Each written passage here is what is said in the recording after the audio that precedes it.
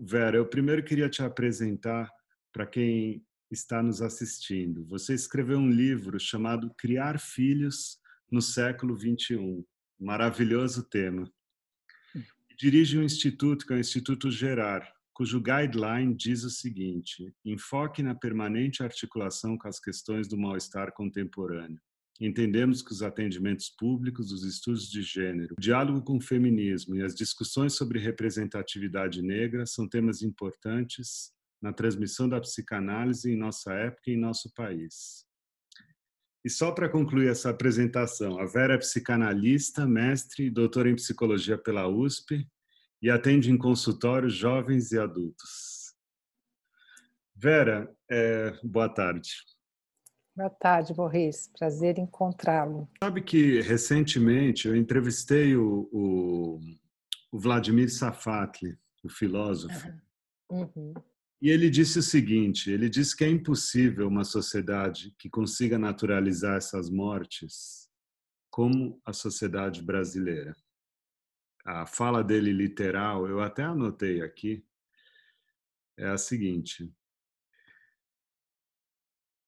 a substância ética de um povo é definida pela maneira como ele se relaciona com a morte. Uma relação com a morte que é marcada pela indiferença, pela incapacidade completa de respeito com relação àquele que não conheço, é de uma imoralidade social sem precedentes.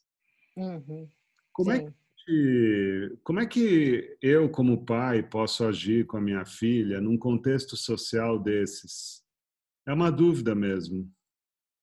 Olha, eu acho que muito frequentemente os pais, né, a gente nesse papel tão difícil, nessa função tão difícil, a gente superestima falas edificantes, né?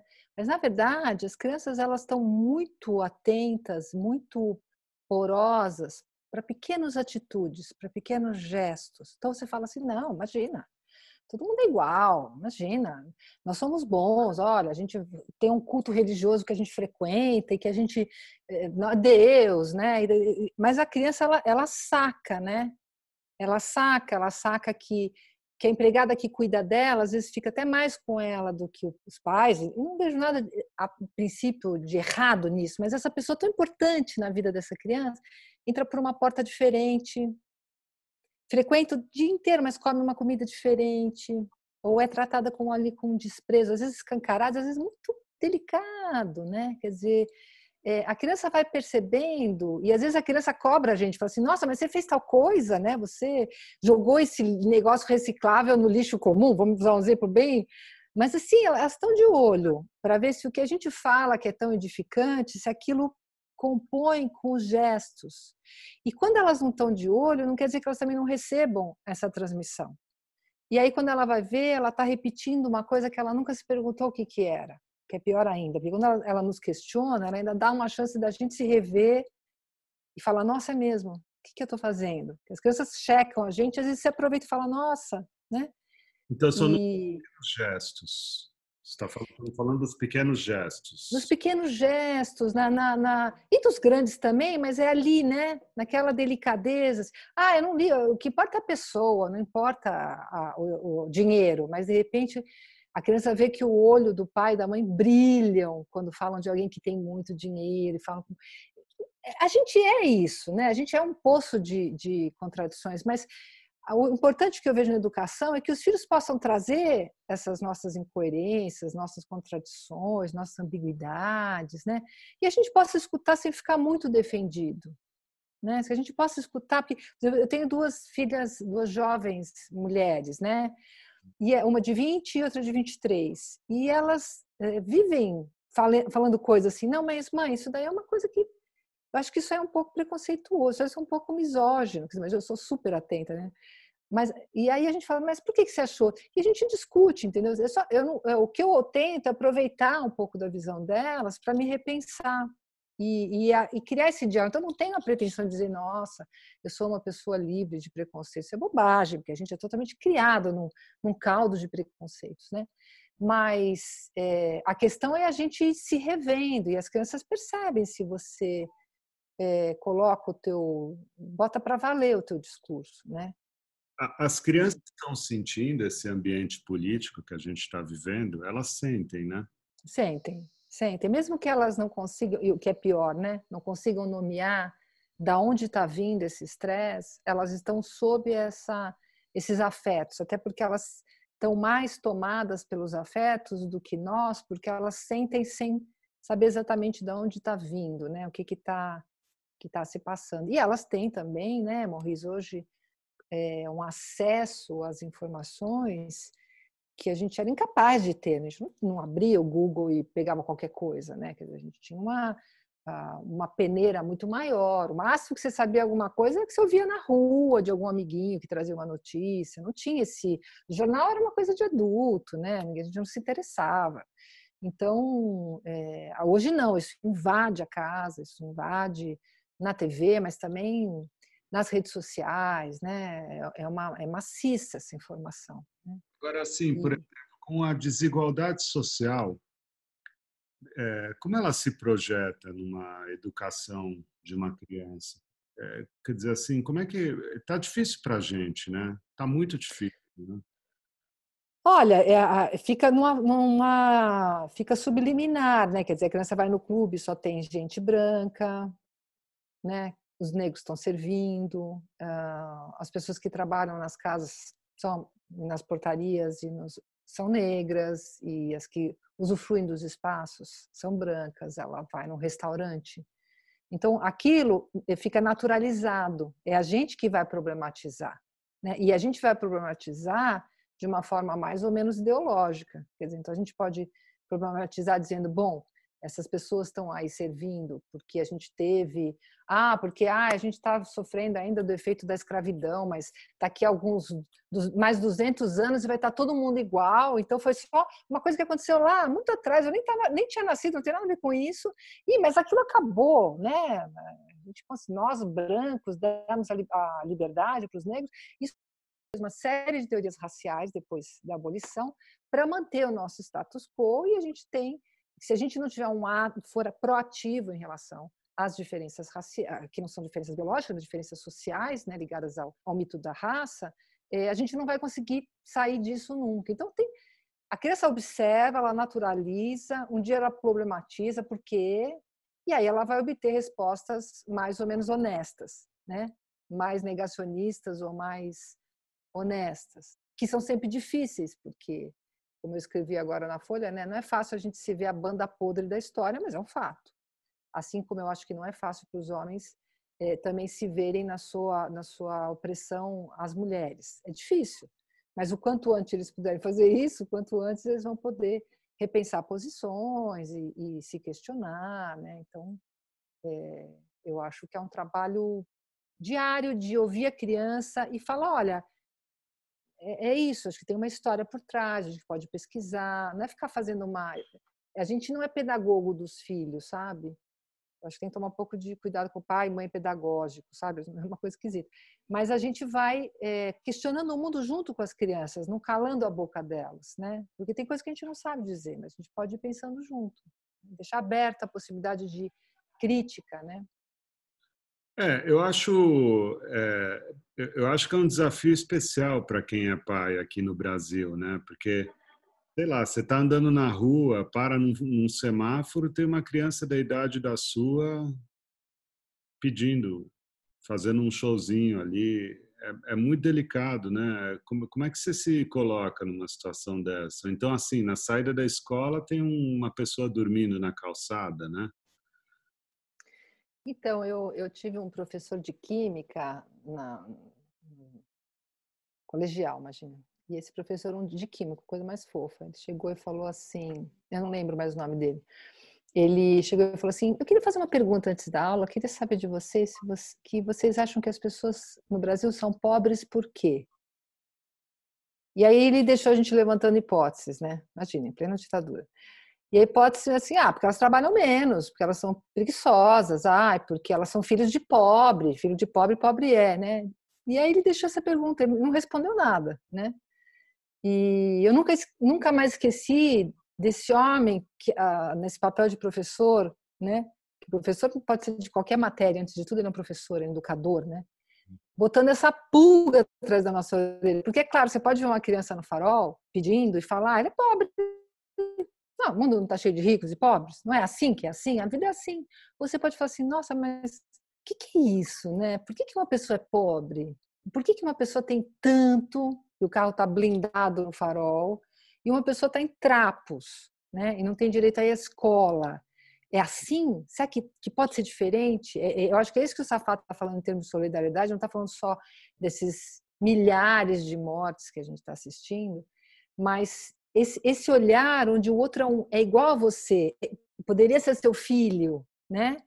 E você sai dessa fantasia que não quero passar mal de ver essa criança e me identificar com essa criança, imaginar que poderia ser meu filho, que eu vou passar mal, né? Mas é para passar mal, é para passar mal, para você começar a reivindicar uma outra forma de sociedade, né? Votar em pessoas que representem uma outra forma de sociedade, ter uma voz que replique essa pergunta e não fale, não, isso é natural. Porque, claro, que se eu falar isso é natural para as minhas filhas, eu vou mantendo essa roda girando para o lado errado. Mas se eu falo assim, olha, isso aqui é uma tragédia, uma criança jamais poderia estar aqui na rua, vocês têm escola, não é para ficar com vergonha de ter escola, não é isso. Que às vezes as pessoas fazem uma confusão, falam assim, eu não posso falar nada, porque white people problems. Não, gente, a ideia é que todos tenham o suficiente, né? Não é que é uma miséria compartilhada, é uma dignidade compartilhada. Que as crianças possam ir para a escola, e talvez a gente não precise ter tanto, mas também tenha uma vida decente, digna. Então, essas questões vão fazendo a criança não ficar paralisada diante do horror, uma criança pobre no farol, mas botar para pensar e cada gesto dela ir na direção de uma sociedade melhor, né? Então, acho que é importante a gente se posicionar na frente das crianças, né? Sim, porque eu acho que senão a gente faz aquilo lá, indiferença insustentável, desumana, né? Então, quantas vezes, né, Morris, os filhos da gente veem a gente as lágrimas diante de uma notícia ou de uma cena, ou parar o carro na rua para dar um grito porque você está vendo uma injustiça e descer do carro. Quer dizer, eles veem a gente fazendo essas coisas, eles veem a gente numa reunião de escola falando, olha, isso aí não está legal, isso aí não é bom para eles, vamos repensar, né? Eles vão vendo esses pequenos gestos, como se fossem gestos heróicos e gestos... Não, tem coisas que as crianças são capazes de capturar no dia da gente e elas sacam que a gente tem uma posição, às vezes, distoante, né? Então, minhas filhas já chegaram para mim e falaram assim, eu não quero ir na casa da vizinha. Eu falei, escuta, vocês estão amiguinha dela. Ela não trata bem a moça que trabalha aqui. Ela veio aqui em casa, ela não tratou bem. Na época era a Zeni que me ajudava, né? Ela não tratou bem a Zeni, a gente não quer que ela volte. Quer dizer, de onde que elas tiraram isso? Elas foram vendo uma pessoa que trabalhava aqui, que recebia corretamente pelo trabalho dela, um trabalho honesto, totalmente dentro da lei, o pagamento, né? Tratada com respeito, absolutamente merecido, não tinha nada demais que a gente fazia o que era a nossa obrigação, e de repente elas veem o contraste e falam assim, não, isso aqui está errado. Mas se na minha casa a Zeni fosse tratada de uma forma indigna, elas não iam perceber a diferença, né? Ia naturalizar. Então, Você sabe que eu também, nesse tempo, eu tive uma conversa com a Monja Cohen, na qual uhum, teve um momento que ela falou assim, que ela achava... Me tocou esse argumento dela. Ela dizia assim que as pessoas são muito mal pagas, as pessoas que cuidam das crianças, uhum, porque o papel delas é fundamental, especialmente as crianças mais novas, quando está ainda rolando a plasticidade cerebral, as coisas estão se uhum. formando. Então, assim, ela achava que a revolução devia começar por aí. E ela mencionava até as escolas, o ensino infantil, que são os professores menos bem pagos, né? Uhum. Morris, mas eu acho que a gente tem que ir um pouquinho mais longe. As mulheres são muito mais pagas, muito mal pagas nessa função. Porque, escuta, tudo bem, você está falando de escola, mas o trabalho feminino no cuidado com a casa e com os filhos é totalmente ignorado. Ele só aparece se essa mulher desaparece e as demais pessoas, e eu vou falar o pai, né, vão ter que contratar babá 24 horas por dia, escola 24 horas por dia, alguém que faça essa função. Então, quer dizer, a questão não necessariamente é receber um salário para ser mãe, não é isso, mas todo um sustento, um subsídio, uma condição de exercer essa função, que é caríssima, se for remunerada. E o que a gente via na nossa sociedade é exatamente o oposto. A mulher, além de fazer todo um trabalho não remunerado, que não é considerado como tal, ela ainda tem que se sustentar e sustentar a família. Sim. Então, quer dizer, isso é uma das coisas que a pandemia trouxe, porque, na verdade, na hora que a escola cai e os empregados domésticos caem e o papai e a mamãe se veem em casa com os filhos, todo esse trabalho remunerado aparece como sendo um trabalho que, bom, ou você faz, você paga para fazer. E, no caso, os dois estão ali fazendo home office, cuidando da escola das crianças, e começa a aparecer esse descalabro. Então, não é à toa o número de divórcios depois do confinamento, recorde, e a violência doméstica, que explodiu agora. O que está em jogo aí? É que essa panela de pressão ela ficava um pouco atenuada pela avó que pegava, que também é uma mulher, a tia que pegava a criança, que também é uma mulher, a escola, que é um monte de mulheres recebendo mal para cuidar das crianças, né? A empregada doméstica, que também é uma mulher. Então, todo esse circuito feminino, na hora que eles aparecem, aparece a mulher, que já tem uma agenda triplicada, né? E o casal ruim, né? Obviamente, porque aqui vão começando os ressentimentos. As pessoas acham que quando um filho entra num casal, destrói, porque então agora tem uma criança ali no meio, elas não entendem que não é a criança que destrói, não é a existência da criança que destrói a relação, é que a gente vive numa cultura onde fica muito claro, quando entra a criança, qual que é o papel de cada um, e vai ficando cada vez mais inaceitável para as mulheres reconhecerem essa diferença, né, de valor. E aí começam as brigas, os ressentimentos, fica impossível o casal sobreviver a isso, né? Quando as pessoas começam porque eu acho que tem uma parte que é da mulher, que ela tem que abaixar também, e uma parte do homem que começa a comparecer, aí o que a gente vai vendo são casais muito fortalecidos, né? Ou que pelo menos vão ficar junto enquanto o amor existir, mas sem que o filho seja a desculpa para a separação. E aí tem... O que você aprendeu com essa quarentena no que diz respeito à relação com suas filhas? Olha, no começo da quarentena, a gente até tem conversado sobre isso, assim, realmente foi uma experiência louca para nós, né? Foi uma experiência louca, porque coisas que estavam meio assim, deixa, todas chegaram num ponto de explosão, de briga, e foram faladas e foram ultrapassadas, porque ela tinha uma certa... deixa, não, tudo bem nada, porque agora não dá mais, porque agora todo dia não dá. Então, quem é mais folgado, quem é mais pidão, quem é mais mal-humorado, né? A participação de cada um na casa, na própria relação, o que é aceitável ouvir de um, o que não é aceitável, a ideia de casa, a ideia de onde as coisas aparecem, né? Então, o primeiro movimento foi, não, eu vou ficar com as minhas amigas numa república. Aí eu falei, não, vai ficar com as amigas na república coisa nenhuma, porque se você adoecer lá, ninguém vai cuidar de você, é um bando de adolescente, desculpa, é aqui, se a gente não puder ficar junto, a gente achava 60 dias, que a situação, talvez seja o caso de ficar, né? Porque deve ter alguma questão. Passado esse momento meio rebelde, depois a gente realmente fez um trabalho. Então, para você ter uma ideia, assim, tem uma que faz o almoço todo dia, né? Porque ela descobriu que... Aí eu e a outra, a gente cuida da louça, que a cozinha ficou uma zona. Aí depois meu marido tem a parte dele ali também, que trabalha pra caramba, ele prepara todas as comidas para a semana, deixa engatilhado os jantares, a gente tem todo um esquema de fim de semana, de roupa, de chão, de limpeza, né? Isso foi criando a gente se apoderou da casa, né? E teve que trabalhar muito as relações, né? A questão do cuidado de si, cuidado do outro, né? Então a gente foi muito atento à questão da rotina, delas se cuidarem, de fazer exercício, da gente fazer a leitura, não ficar demais na televisão, apesar de elas serem grandes, né? É bem tóxico esse negócio de telas. Então houve um cuidado mútuo, sabe? Ficou um pouco mais, tem sido muito muito gostosa essa parte, assim, muito gratificante. Eu acho que também a coisa de não ter escola, da gente ter que assumir um pouco.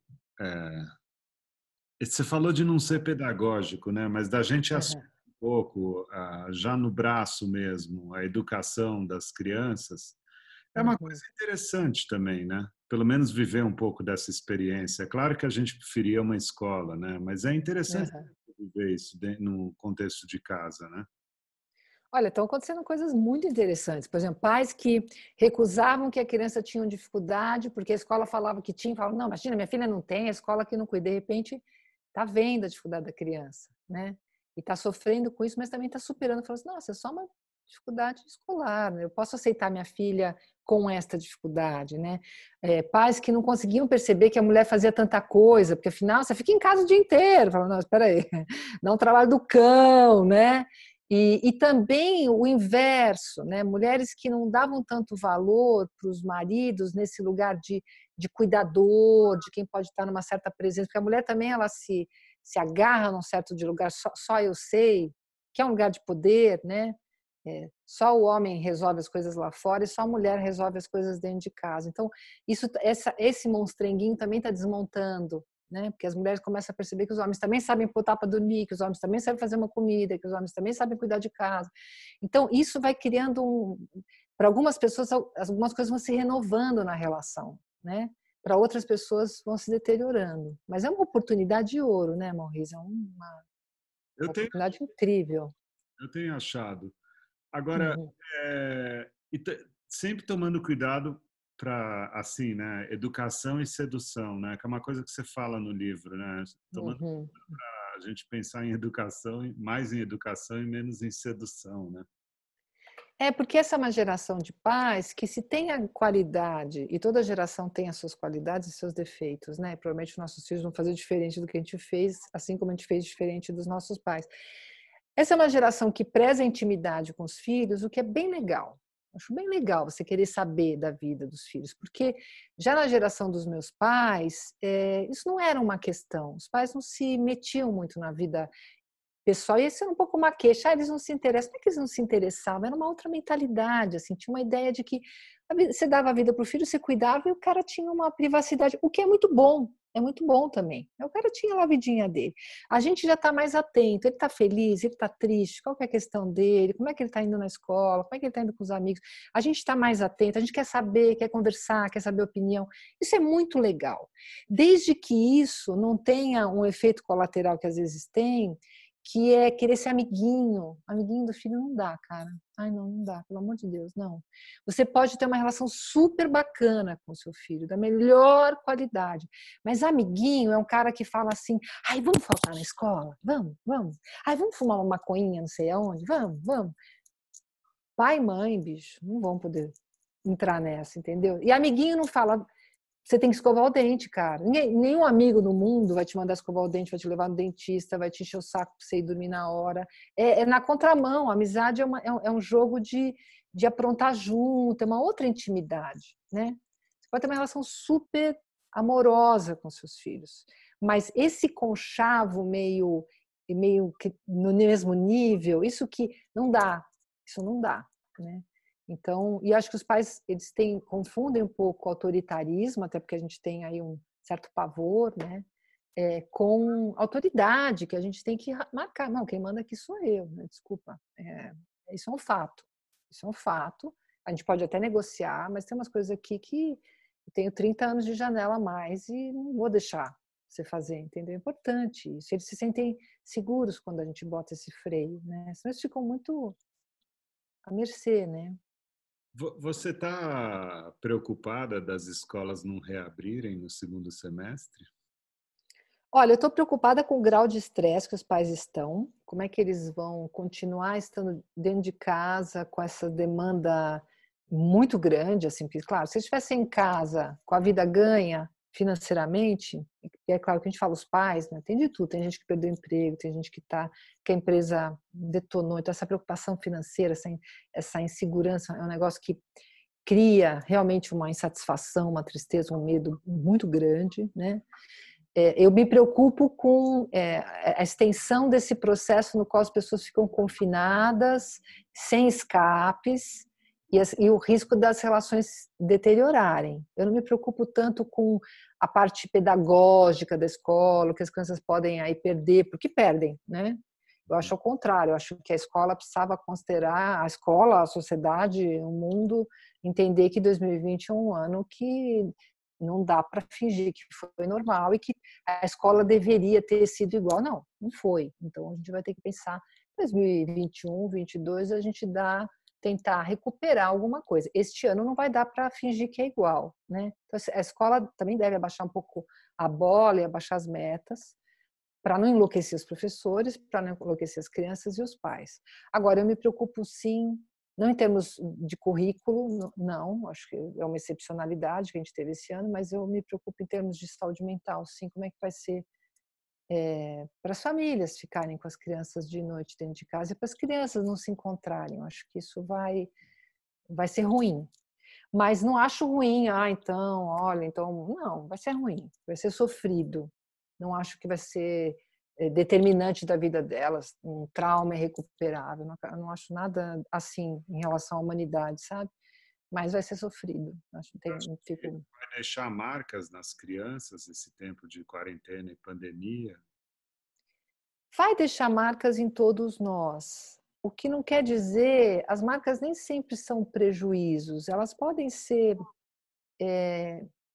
fontes de crescimento também, né? De momentos de virada, a gente tem alguns momentos de acontecimentos muito dramáticos, mas que também trouxeram viradas importantes. Por exemplo, quando a gente pensa, por exemplo, na gripe espanhola, a quantidade de coisas importantes que vieram depois, houve todo um movimento de solidariedade, né? O Ministério da Saúde surge, né? A partir da ideia de que precisava se pensar numa saúde como um bem comum, que decorre da gripe espanhola, teve gestos lindíssimos daquela época, enfim. Eu não sei se a gente vai ter essa mesma sorte, né? Acho que a gente está caminhando por um caminho um pouco pior. Mas acho que sim, acho que pode trazer marcas, mas não necessariamente ruins. Acho que as crianças vão lembrar disso, vão.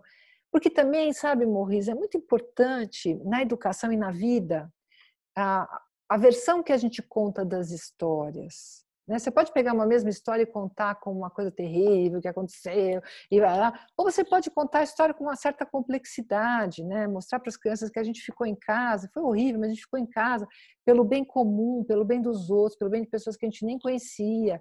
Mas eu fiquei sem a vovó, sei lá, 6 meses, mas olha, a gente estava cuidando dela quando estava fazendo isso. Olha como a gente é capaz de se privar do outro pelo bem do outro, quer dizer, o contrário do egoísmo, né? Tudo que a gente aprendeu com isso. Então, eu acho que sim, eu acho que vai deixar marcas, mas não necessariamente marcas de situações irrecuperáveis e que as crianças vão ficar aí com handicap. Eu não acredito muito nisso, não. Acho que a gente tem uma plasticidade incrível para lidar, principalmente as crianças, com as situações, né? Então, pelo que eu sinto dessa conversa, eu acho que é muito mais sensível para os pais do que para as crianças, no final das contas, né? Porque os pais têm a dimensão da encrenca que as crianças, justamente, os pais são aquela bucha de canhão entre o mundo e a criança, né? Por que as crianças nos acham super-heróis, que a gente é o máximo, que a gente consegue fazer tudo, e vão se decepcionando ao longo da adolescência e vão percebendo que a gente é só humano, né? Porque elas precisam acreditar que tem ali um gigante e que não vai deixar as coisas ruins chegarem, né? Elas precisam ter essa ilusão e a gente transmite essa ilusão. Mesmo quando você quer mostrar que você não tem todo esse poder, ela ignora, né? Porque e fica brava se ela percebe a tua fragilidade, porque ela precisa acreditar nessa sua potência para poder dormir tranquila, né? Faz parte do nosso papel. Então, os pais sabem exatamente o que está acontecendo. As crianças, elas recebem essa experiência filtrada pela, é, pela imagem que os pais trazem, né? Não só filtrada porque os pais não deixam chegar a tudo, mas também porque eles falam, não, pode ficar tranquilo, vai dar tudo certo. Não, mas está morrendo de vovó vai morrer, a vovó vai morrer. Não, um dia a vovó vai morrer, todo mundo vai morrer, mas fica tranquilo, ela está em casa, ela está protegida. Essas são coisas que você também não sabe, né, se vão acontecer ou não, mas tem alguém ali, uma fala apaziguadora e alguém de muita confiança que são os pais, né? Então a gente está sofrendo mais, sim. A gente está sofrendo mais no final. Agora, mas assim, com relação ao isolamento, o isolamento itself mesmo, eu digo, Uhum, as crianças uhum. não estão encontrando outras crianças, né? Elas estão. Depende um pouco da faixa etária. Tem crianças, as pequenininhas se bastam muito, né? Os adolescentes sentem muita falta também, mas tem crianças que são estão numa fase mais na delas, né? Tem uns adolescentes que estão bem fechadões em casa. Agora tem crianças que são super expansivas. Mas sim, eles estão sentindo falta sim dos amigos e o Zoom, esse tipo de instrumento, ele funciona até a página 1, né? E depois ele é exaustivo, ele é chato, ele é limitado, né? Elas estão sentindo falta sim dos amigos, né? Isso a gente percebe em vários discursos, mas de diferentes formas, né? Em diferentes aí que tá, Morris, a gente não zera uma experiência, a gente assume, olha, está acontecendo uma coisa muito grave, as crianças estão sentindo falta, não tem como dar truque nisso daí. O que tem para o humano é poder falar disso, é poder, né, trocar isso, ter o reconhecimento do outro. Nossa, tá difícil mesmo, né? A gente tá aqui, a gente tem... Da gente compartilhar a nossa vulnerabilidade com as crianças. Oi? Se é o caso da gente compartilhar a nossa vulnerabilidade com as crianças, ou se a gente deve oferecer garantia para elas. Não, a gente pode compartilhar de uma potência, porque tem uma diferença entre um lugar onipotente que eles nos colocam, você pode tudo, o lugar impotente, não posso nada, estou largado, e um lugar potente. É isso que a gente vai tentando chegar com as crianças, elas começarem na vida delas a ver o que dá para fazer, o que é possível, não ficarem assombrados pela onipotência, porque senão, a qualquer momento, quando falha alguma coisa aqui, a gente cai na impotência. Então, você pode falar da sua potência. Olha, o que dá para fazer é isso. Olha, você não vai poder encontrar seus amiguinhos no seu aniversário. É muito chato isso. Eu também acho muito chato. Se meu aniversário fosse sem as amigas, eu ia ficar... O que a gente pode fazer juntos para transformar uma coisa em chata, menos chata? Entendeu? Agora, não, você tem razão. Vai ser um aniversário horrível mesmo, então deixa quieto, nem vamos comemorar, isso seria impotência. Não, nós vamos fazer um jeito. Não tem, bicho. Então, isso para a criança, mais do que o aniversário ou o encontro com as amigas, é um aprendizado fantástico sobre o que a gente faz para não cair em nenhum desses dois lados. Não, esquece a pandemia, vamos encontrar essas amigas, vamos dar um jeito, dane-se. Não, isso é arrogante e onipotente, né? Agora, também não é o caso de não comemorar. E a gente vai inventando jeitos. E aí a criança vai aprendendo que nos momentos... Porque eu acho que a graça do Morris da educação é você... Não é preparar a criança só para os momentos felizes para aprender a curtir. Mas é preparar a criança também para como é que ela se vira quando as coisas não saem do jeito que ela está esperando. Né? Hoje os pais estão muito preocupados em tirar todas as arestas, para a criança viver e fluir, sentir a felicidade. Não, bicho, a questão é, ela se deparando com uma coisa, como é que você pode ajudá-la para nem refugar e nem atravessar rápido demais? Para ela pensar o problema, para ela lidar com o problema. Os pais estão fazendo um movimento que estão deixando as crianças muito fragilizadas, porque estão passando a mensagem que um problema é uma coisa insolúvel, né? Que tem que ser tirado magicamente, que não pode ser enfrentado. Então, as crianças, eu não sei se você está acompanhando, mas a quantidade de criança medicada na escola, tomando antidepressivo, ansiolítico, é absurda, Morris. Sério? Né? Hoje é sério, é muito sério. Desde que idade? Desde 11, 12 anos, os adolescentes, muitos tomam a medicação, que é um jeito de tentar burlar essa passagem, tentar tirar o sofrimento, o mal-estar que é próprio, né?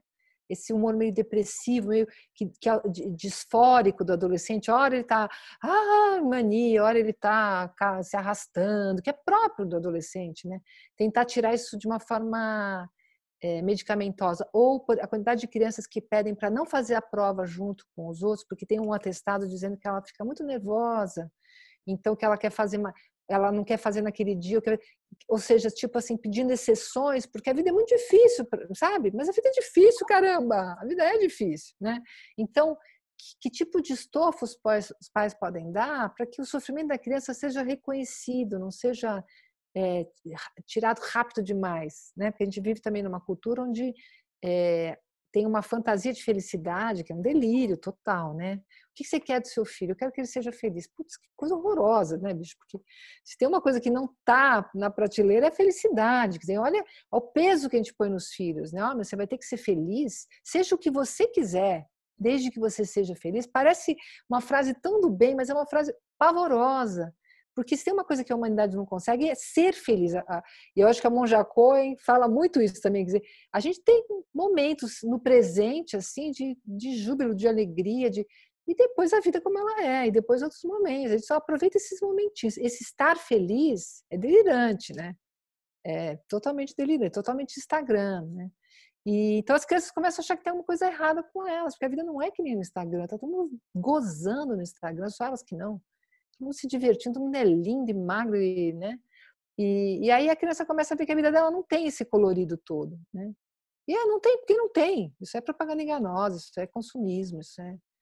Então, e os pais achando que tem que ser amigos, achando que tem que dar felicidade para a criança, usam esse subterfúgio muitas vezes do remédio, né? Ou dos diagnósticos. E a criança entra, ela se identifica com esse discurso. Então, isso é muito grave e a gente está vendo acontecer, porque o sofrimento não está na pauta, o sofrimento tem que estar na pauta da vida, meu Deus do céu, quando foi que a gente tirou o sofrimento da vida? O uso de remédios é uma grande discussão, né? Aham. Remédios nos tempos de hoje, ainda mais com crianças, né? Sim, sim, que vão ficando com uma marca de que a vida não dá para enfrentar de cara limpa, né? Que aí também a gente tem todas as outras formas de drogas, né? Não só as lícitas, como as ilícitas também, né? Você, para finalizar a nossa conversa, Vera, quais características dessa nova geração você enumeraria? Dessa geração que está vindo aí? Dessa molecada. Olha, pensando, a gente pode pensar nas dificuldades, que acho que a gente falou um pouco, né? Quer dizer, mas eu vejo uma parte dessa molecada, talvez quais as características é bastante coisa, mas vamos pensar numa que me interessa muito. Eu vejo uma molecada que está fazendo barreira para a questão do consumo, por incrível que pareça. É uma molecada que está se questionando que tanto tem que trabalhar, trabalhar, trabalhar, trabalhar, trabalhar, se só sonha com as férias. Que trabalho é esse que você fica 50, 60 horas por semana sonhando com as férias? Para ter um carro novo. E aí são crianças que, na fase que a gente só sonhava em tirar carta, não tiram a carta. Né? Elas vão levando uma vida muito mais, não estão tão preocupadas, compram roupa brechó. Tem uma turminha aí, né, que tem uma pegada um pouco diferente. E essas crianças me interessam, são crianças que estão preocupadas com ecologia, crianças que estão preocupadas com o consumismo, estão preocupadas com dar um sentido para o trabalho, né? Então são meninos preocupados com uma paternidade diferente, que querem ter uma relação com as meninas diferente, não querem ser o cara. Tem uma turminha aí que já seria assim, uma outra volta dos hippies, que não são hippies, são totalmente inseridos, não é uma contracultura, mas tem uma turminha que está trazendo uma coisa nova em relação a uma tolerância muito maior em relação ao sexo, ao gênero, né? Eu acho que é legal. Mas também... Oi? Desculpa, eu te interrompi. Não, e também tem todas as mazelas aí de uma geração fragilizada pelo excesso de proteção, por falta de limite dos pais, uma série de coisas. Mas isso a gente bate bastante, né? Acho que também tem uma mais íntima que querem ter relações mais significativas com os pais e entre si, né? Esse eu acho que seria uma marca bacana dessa geração que está chegando aí. Uma última pergunta, Vera. mas é em cima de um tema que a gente já falou. Racismo estrutural, ele se processa justamente desde a infância, né? É disso que estamos falando, né? O racismo... Eu escuto você falando que de uma geração nova né, enaltecendo essa coisa do consumo, mas eu não acho que eu não vi ainda a discussão racial e mesmo da desigualdade social. Talvez a pandemia tenha escancarado mais isso, né? Você sabe o que é estrutural, Maurice? É o fato de que a gente não está tendo acesso, eu e você, dois branquelões, né? A gente não está tendo acesso a uma super discussão que eles estão fazendo, sim. Assim como a gente não tem acesso às protestos que a periferia fez em relação à morte dessas crianças. A gente fala, ninguém foi à rua dizer que morreram. Não, foram sim, foram, queimaram pneu, levaram porrada da PM. Tem um mundo que nós acessamos muito pouco, porque a gente acessa esse mundo via mídia e através do racismo estrutural. Essa é uma mídia que peneira, que vem porque não tem interesse, porque, né, quer dizer, tem todo um jogo aí.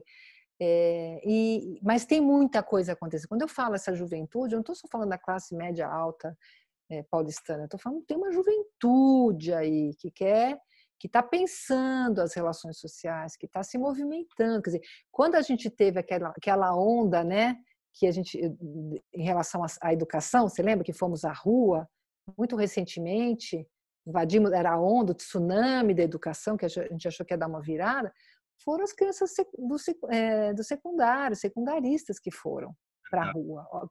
Uau, quer dizer, onde estão essas crianças? Elas estão aí, a gente que não está vendo. Então, isso é da ordem do estrutural também. Mas eu acho que quem pode falar disso é uma pessoa negra. Eu acho que ela deveria falar um pouco mais disso. Eu acho que cabe, né?